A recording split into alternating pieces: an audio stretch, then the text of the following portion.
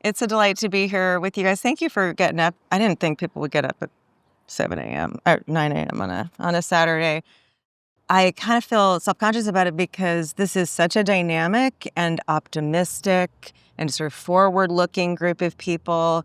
And I'm kind of the person who ruins things. I showed up on Friday night and walked in, and this wonderful man stops me and he's like, "Oh, I loved your book. Oh, and I'm completely traumatized that you're standing next to me." And then proceeds to tell me a story.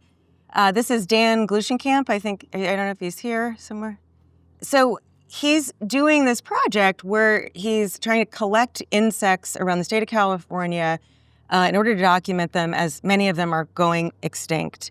And they've raised enormous funds for this and have a fantastic plan, and they cannot get the permits to collect the insects.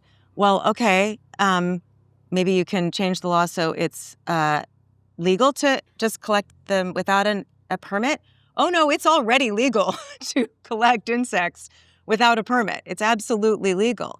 But the way that the California Fish and Wildlife Department is interpreting this law is, well, of course it's legal to do so, but that still means we have to go through a process. And you still have to apply. And they have been doing this now for 3 years. And they have brought in everyone from Jerry Brown to the head of Fish and Wildlife, and they cannot get the permits to collect the insects. And he's very frustrated about this. And of course, that I'm the person who brings that up for him, right? I don't take it personally, but this happens to me a lot. People are like, "I'm traumatized." And of course, the irony of Daniel's story is that, there is a deadline for this, right? There's this wonderful Wikipedia essay, "There is a deadline," that I think was a response to something, an article that was called "There is no deadline." But they're doing it because the insects are going extinct. They're going to go extinct. The it's going to take however long it takes kind of attitude has very much dominated, I think, the community, both of, government effectiveness, but also of government reform, that it's just going to take as long as it's going to take. And I think one of the things that folks in my community, I come from having worked for President Obama, and then I know a lot of people who work for President Biden, is that they've sort of thought, okay, we do need to do this work, but we'll do it on a time frame that is comfortable for folks. We're going to let it take as long as it's going to take. And when you hear stories like Daniel's and so many others, you realize that, a system that is this at odds with the needs of society actually cannot hold. And if you don't disrupt it, someone else will. And you may not like how someone else disrupts it, but there is always a deadline. We just don't know when it is, and we should keep that in mind.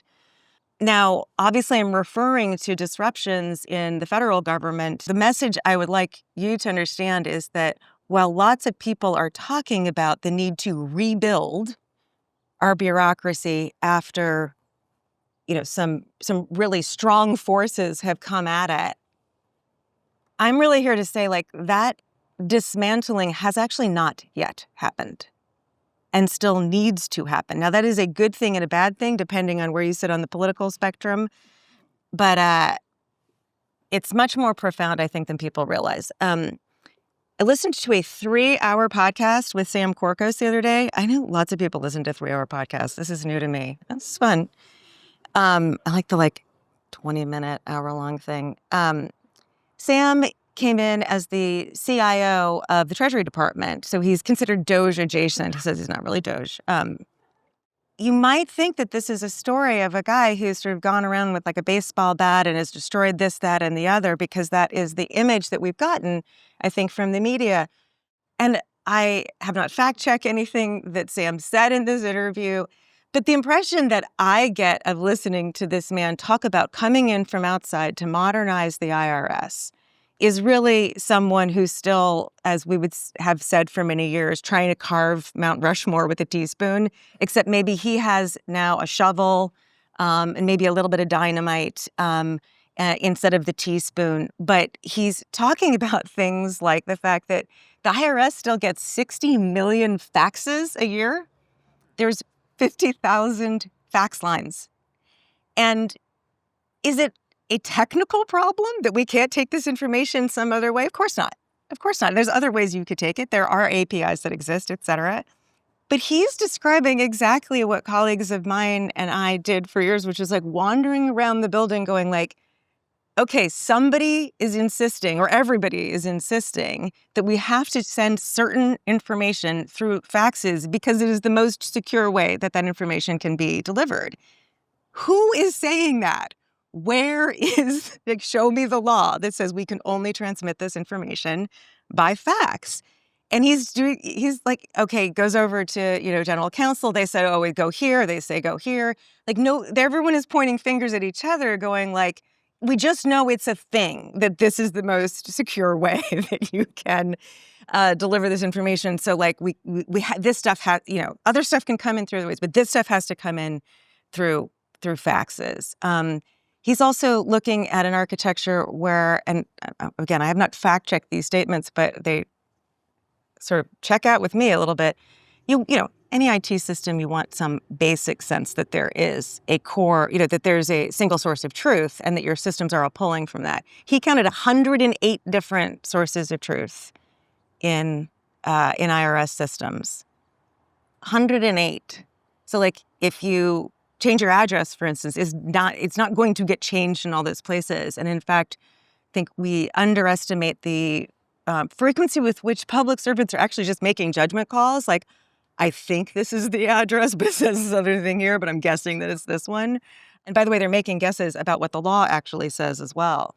So he quoted in this interview one of his employees saying, I don't know if this is good yet, but it's as different as it's ever been here before.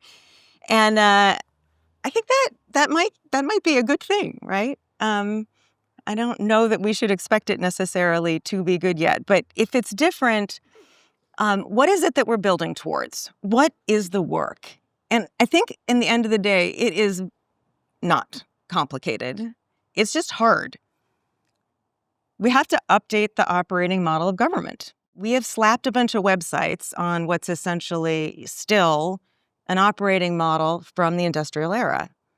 I would say that our attempts to drag government from an industrial era model into an internet era model mostly failed, not entirely. There's some great successes and we've learned a lot, but it's time to actually give up on that effort and leapfrog it into the AI era. If we now fight the last decade's battles, we will spend a lot of energy on something that will ultimately lose. We need to skate to where the puck is going to be.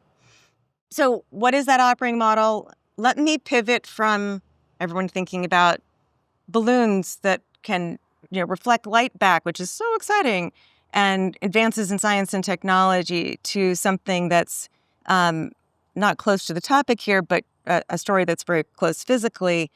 I used to live here in Oakland. I'm about 15 minutes away. I'm staying in my old house right now. 2 summers ago, I was home during the day just doing Zoom calls. Got off a call, went into my bedroom. There was a man standing there going through my jewelry in my drawers. I had accidentally walked in on a home invasion. I was super calm about it. No, I screamed like a maniac. This is the kind of thing where you find yourself outside, and you just don't know what happened. But I woke up essentially outside. I had my phone in my hand. I called 911. I was on hold for 7 minutes. It hung up. I was on hold for 5 minutes. It hung up. I was on hold for 3 minutes. They finally answered.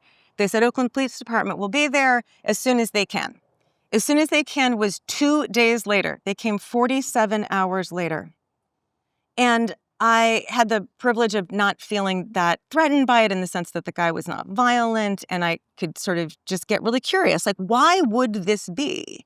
And I looked into it, and of course, we have enormous staff shortages, both at the 911 center and in the Oakland Police Department. It takes forever to hire people in government in any role, and certainly to train them. So you have this long, even if you had a bunch of money, you have this long cycle to actually get them up and running. But okay, take an Oakland Police Department officer.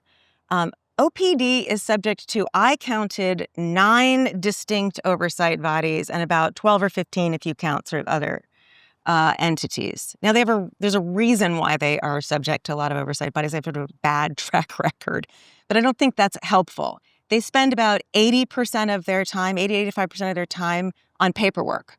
They're putting the same information into multiple different systems, in part because those 10, 12, whatever different oversight bodies require different kinds of reporting in different formats.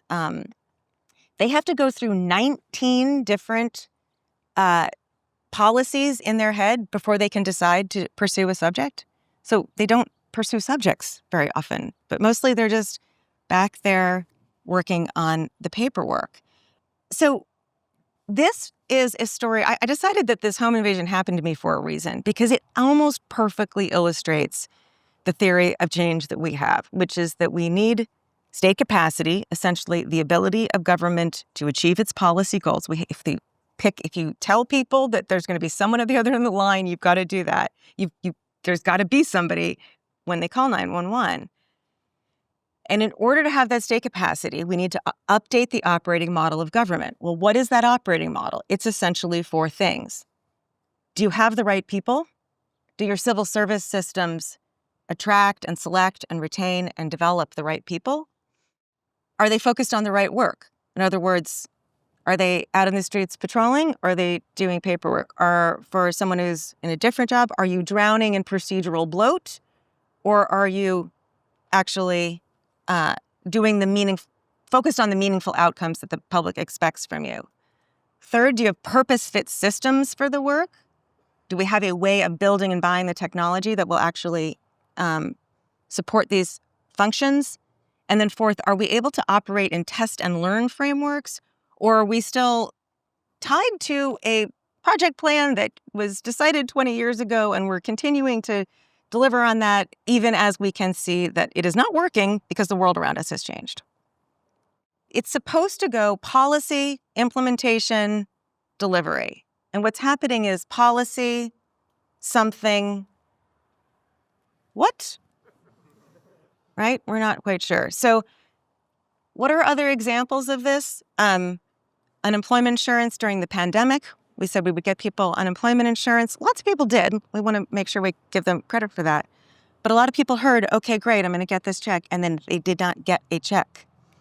The BEAD program, $42 billion to expand high-speed internet access. And 3 years later, people didn't see it. Nobody had actual internet. Nobody had gotten their home connected through that program. You guys know a bunch of these stories. Think about things like the FAFSA.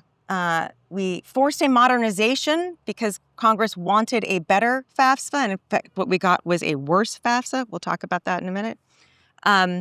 Or fast-tracking a power project, and the fast-track lane is still taking 17 years.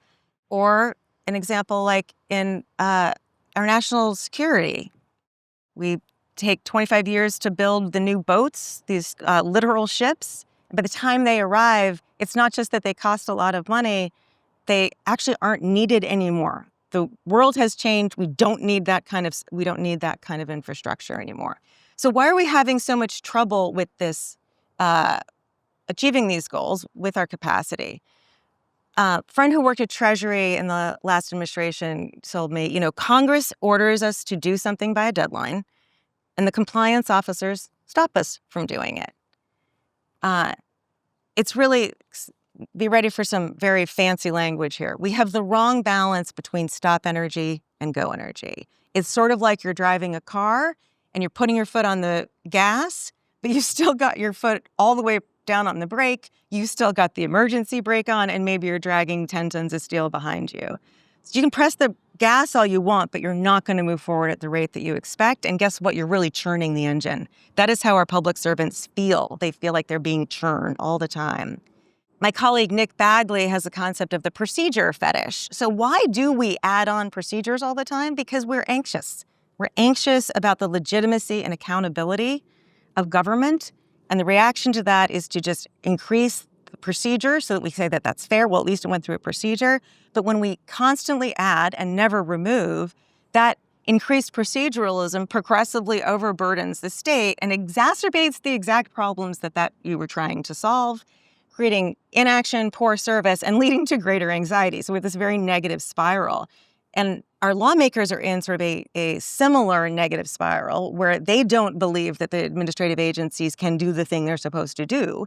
So they write ever more specific laws that get very into the details, add controls all the time, which makes the agencies sort of lose their sense of agency, so to speak, and just do exactly what they're told, creating poor service, bad outcomes, and increasing that anxiety. So we have these two things reinforcing each other. We have to sort of send them in the opposite directions. Procedural bloat, NEPA is a great example of this. Does anyone know what's actually in the National Environmental Policy Act?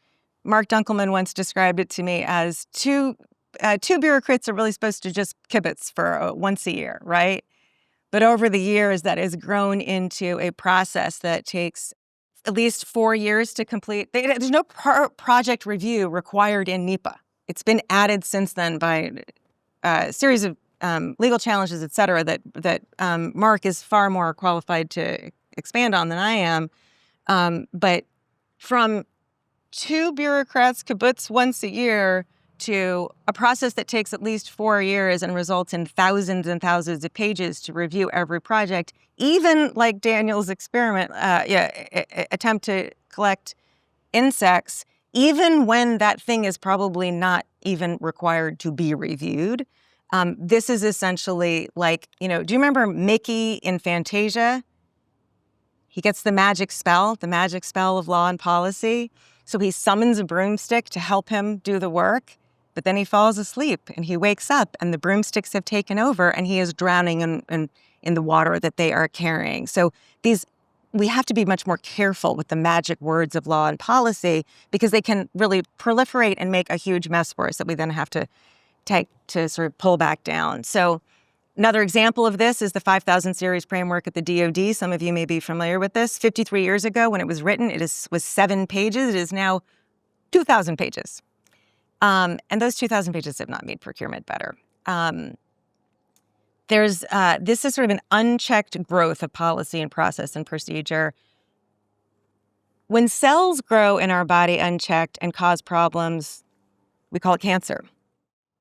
Other people have made this analogy, including the folks that came into federal government with the transition to this new administration. Elon Musk called Steve Davis, who was, I think, really kind of one of the leaders of Doge.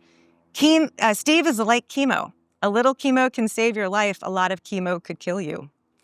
I happened to be going through chemo at the time, so I took it a little bit personally. But actually, it did make sense. I felt the same way at the time, that what I was going through was unpleasant, but that it would save my life. I mean, the kind of cancer that I have, part of it is HER2 positive. I get something called Herceptin, which didn't exist 15 years ago. If it had not been invented, I would be saying goodbye to you all right now, and I'm fine. So chemo wasn't fun. The Herceptin part is the easy part. It's the other part. Wasn't fun, but it felt like something that our nation also needed to go through as I was going through this. But the problem is that I don't think we necessarily got the right drug for what our nation needed, right? We've cut the workforce, but we haven't cut the work. We have left in place those policies and procedures, things like the Paperwork Reduction Act, things like the incredible bloat in our civil service system. That is the work that still really needs to happen. Now, some of it may be coming. The new administration's promised a streamlined federal acquisition regulation. It's another 2,000-page document approximately. And I'm waiting with bated breath for it to show up. This could be really good work, but we need so much more like that. We also just need more tools in our toolbox. So chemo may be a metaphor, but I have another friend who had just visited who had cancer recently. He had to do that thing where they take your immune system all the way down to zero. You're in a bubble for a while, and then they build it back up. This is an imperfect metaphor, but Anthony Downs talks about the rigidity cycle. DARPA is a perfect example of it, right? At some point, you cannot actually fix the culture of institution so that it can deliver, you have to start a skunk works and then slowly move the authorities over to that skunk works. Now, we don't have another body. My friend who was going through this didn't have another body that he could go to. But that is sort of the best analogy I have for it, which is like bring it down to zero and then build it back the way that you need it. Maybe chemo isn't the right metaphor. I'm not sure. I think sometimes we should think more of things like CRISPR in the sense that look at something like unemployment insurance, for instance. Just in the state of New Jersey, how many pages of regulations cover that program? 7,119 pages. Before LLMs, what are you really going to do with that? Send a couple of legislative assistants to go play around with it and figure out how you might make that a little bit less cumbersome? You just simply couldn't. But now we have tools that can. Our friends at Stanford at the Reg Lab have built custom tools that can take in very large volumes of statutory and regulatory frameworks and start to sort of tease them apart and see how you might get to something. Now, we're very far from this with the political will to do it, but you should be able to describe a program like unemployment insurance that gives you some amount of money for some number of weeks under some circumstances in how many pages? Okay, it's not going to be 10, guys. It isn't. But we should bring it down from that. We would not have been able to do this legally while still respecting the law until we had LLMs that could help us do it. In San Francisco, the Reg Lab partnered with the city attorney's office. They put the 16 million words of the San Francisco City Code in, and they started with baby steps. They said, how many boards and commissions do we have? Turned out to be 183. It's definitely too many. They're working to bring that down. How many required reports do we have that no one reads? Bringing that down. So we now have the tools to actually interrogate that work. The thing I want you to understand about LLMs in this context is that it's very easy to let AI solve the problems of complexity by just handling the complexity, and that is the wrong choice. We have to actually change that. We have to reduce that complexity. We used to have this as a core competency of government. If anyone's read Kevin Hallwickhorse's blog, State Capacitance, he talks about how Eisenhower's bureaucrats continually did something called work simplification. It was simply what they did. They constantly went back and looked through their processes and right-sized them. It was simply what bureaucrats did. So AI can give us that power back, but we have to choose to use it that way. I started out by saying this is a very forward-looking and incredibly positive and optimistic group. I feel that way too, especially when I'm with all of you. But I'm also very clear-eyed about our choices. We can choose to update the operating model of government, or we can continue to treat it like we have been for the past 15 years, which is someone else's problem. My work right now is focused on a pooled philanthropic fund called the Recoding America Fund to actually coordinate and resource that shift from the old operating model to the one that we need. It is bipartisan. It works at the federal and state level. We work across the stack, by which I mean statutory, regulatory, and practice. And we are really, moving this operating model to be what we need it to be for the AI era. And we're doing that so that Daniel's folks can collect the insects, so that we can rebuild the grid, so that we can figure out how to reflect the energy off of the surface of the earth. I talk to people here who are working on unlocking the potential of our nation's most talented youth while also providing basic economic dignity for everyone. Whatever it is you are here to do, you need government to do it, and it is not going to fix itself. So I hope that you will join us. I feel very positive about it. Thanks.